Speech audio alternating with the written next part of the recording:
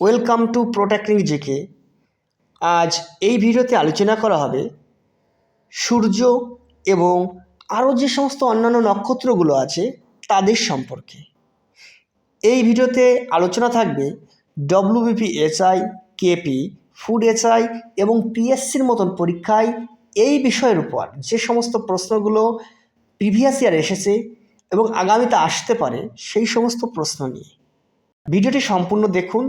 যদি ভিডিওটি পছন্দ হয় অবশ্যই লাইক করবেন এবং বন্ধুদের মধ্যে শেয়ার করবেন। আর সবার আগে আরেকটি বিষয় হলো সাবস্ক্রাইব করে রাখবেন, তাহলে এই ধরনের আরও টপিকস অনুযায়ী যে ভিডিওগুলো আপলোড করা হবে সেগুলো নোটিফিকেশন আপনারা সবার প্রথমে পেয়ে যাবেন। চলুন তাহলে ভিডিওটা শুরু করা যাক। প্রথমে আসব সৌরজগৎ বা সোলার সিস্টেম। সূর্যের প্রধান উপাদান কোনটি? Option A oxygen, B carbon, C hydrogen ও হিলিয়াম, ডি নাইট্রোজেন। এক্ষেত্রে সঠিক উত্তর হবে অপশান সি হাইড্রোজেন ও হিলিয়াম। এবার আমরা সূর্যের প্রধান উপাদানগুলো একটু বিস্তারিত দেখে নেব। সূর্যের প্রধান উপাদান হাইড্রোজেন। সূর্যের মোট ভরের প্রায় 70 থেকে 75% হাইড্রোজেন থাকে। এটি সূর্যের প্রধান জ্বালানি। নিউক্লিয়ার ফিউশন, এই নিউক্লিয়ার ফিউশন এটা পরীক্ষায় বারবার এসেছে পরীক্ষায়। এই নিউক্লিয়ার ফিউশনের মাধ্যমে হাইড্রোজেন হিলিয়ামে রূপান্তরিত হয়, আর এই প্রক্রিয়ায় বিপুল পরিমাণে শক্তি উৎপন্ন হয়, আর এই শক্তির কারণেই আমরা আলো ও তাপ পেয়ে থাকি। পরবর্তী প্রধান উপাদান হচ্ছে হিলিয়াম। সূর্যের প্রায় 24 থেকে 28% হিলিয়াম থাকে। এটা হাইড্রোজেনের ফিউশন থেকে তৈরি হয়। সূর্যের কেন্দ্রে বেশি পরিমাণে থাকে, তার মানে সূর্যের কেন্দ্রে বেশি পরিমাণে থাকে হচ্ছে হিলিয়াম, আর মোট পরিমাণের দিক থেকে বেশি থাকে হাইড্রোজেন। এছাড়া আছে ভারী মৌল। কি কি আছে? এখানে আছে অক্সিজেন, কার্বন, নাইট্রোজেন, লোহা, নিয়ন, সিলিকন। এবার আমরা আলোচনা করব সূর্যের স্তর। এই স্তর থেকে যে প্রশ্নগুলো পরীক্ষায় আসে ঠিক সেইগুলো নিয়ে আলোচনা করব। প্রথমে আসবে সূর্যের কেন্দ্র। এই কেন্দ্রকে বলা হয় কোর। কেন্দ্রের একটা নাম আছে, সেটা হচ্ছে কোর। এখানে নিউক্লিয়ার ফিউশন হয়। তারপরে আসবো আমরা ফটোস্ফিয়ার। এই অংশকে আমরা দেখতে পাই, পরীক্ষায় আসে যে সূর্যের কোন অংশ আমরা দেখতে পাই, সেক্ষেত্রে উত্তর হবে ফটোস্ফিয়ার। আর সূর্যের বাইরের স্তর কোনটা? সেটা হচ্ছে করোনা। তাহলে তিনটে স্তর গুরুত্বপূর্ণ।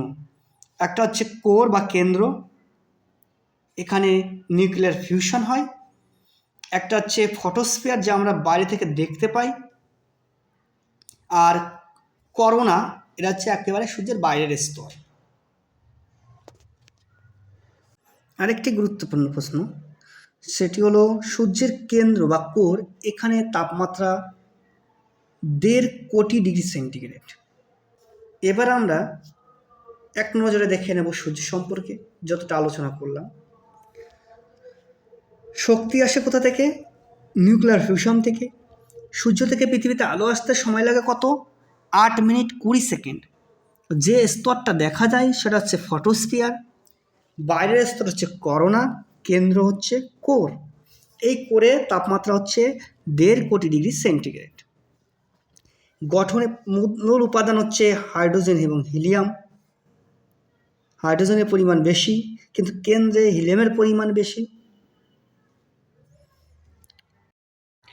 সূর্য শক্তির উৎস কি? অপশন এ দহন, B nuclear fission, option C nuclear fusion, option D nuclear বিক্রিয়া। এক্ষেত্রে সঠিক উত্তর হবে অপশন সি নিউক্লিয়ার ফিউশন।